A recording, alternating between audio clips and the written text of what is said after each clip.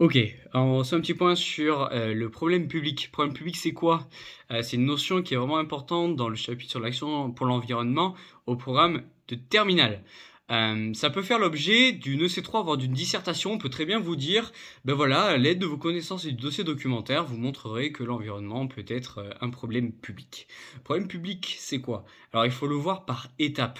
Il y a vraiment un certain nombre d'étapes qu'il ne faut pas oublier pour vraiment donner une définition concrète et vraiment complète surtout de ce qu'est un problème public. Déjà pour que ce soit un problème public, eh ben, il faut qu'on identifie quel est le problème à la source. C'est-à-dire que par exemple, on peut très bien s'intéresser aux inondations et se dire, ben voilà, pourquoi il y a autant d'inondations. Ben, c'est lié aux catastrophes naturelles, je vais y arriver. Et donc par exemple, au tsunami, pourquoi il y a plus de tsunamis. Donc voilà, là, j'ai identifié mon problème. Mon problème, c'est mes tsunamis. À partir de ce moment-là, il faut se dire, OK, d'où vient ce problème-là? Pourquoi on a de plus en plus de tsunamis? Donc c'est à ce moment-là où l'État, par exemple, peut décider de réunir des experts, des scientifiques aussi, pour essayer de trouver quelle est l'origine de ces catastrophes naturelles. Et une fois qu'on a ça, on se dit, voilà, maintenant, pourquoi il y a autant de catastrophes naturelles et pourquoi il y en a de plus en plus, par exemple? Ben voilà, c'est lié aux activités anthropiques. Anthropique qui veut dire donc du coup lié à l'homme. Et une fois qu'on a su quelle était l'origine de ces catastrophes naturelles, on va essayer d'en trouver des solutions. C'est-à-dire concrètement quelles solutions on peut apporter à ce problème-là. Mais arrivé à cette étape-là, c'est toujours pas un problème public.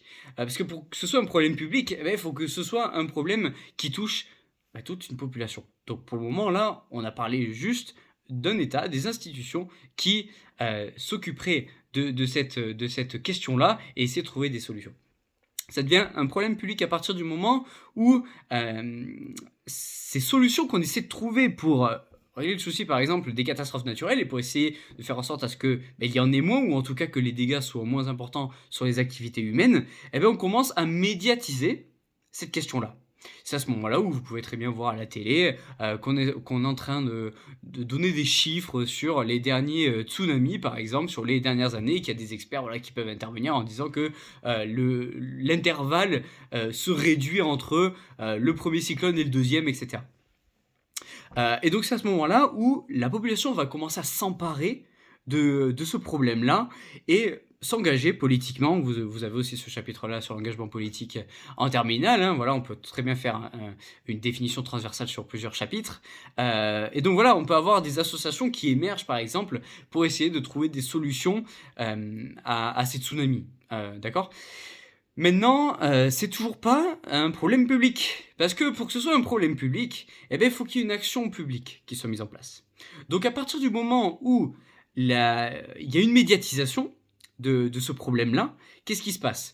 L'État a pour objectif, et a pour rôle aussi, de mettre dans son agenda politique cette question des cyclones ou des tsunamis, peu importe. Ok. Et une fois que c'est mis à l'agenda politique, l'idée c'est que pour 2022 ou 2023, sur une année, qu'on se dise ok, on a ça, ça, ça, ça, ça et ça à faire. Donc quand c'est dans l'agenda politique, l'idée, voilà, c'est que l'État doit le faire.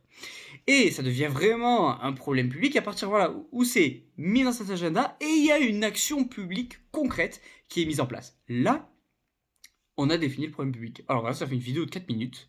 Il y a des choses à dire, mais c'est vraiment important de donner toutes ces étapes-là pour bien comprendre le processus par lequel on doit passer pour vraiment un élément devienne problème public. Et c'est vraiment la base de ce chapitre-là pour ensuite essayer voilà, de décortiquer un petit peu les éléments qu'on peut avoir dans un document ou plusieurs documents dans un dossier documentaire et pour pouvoir répondre au sujet de ces 3 voire dissertations.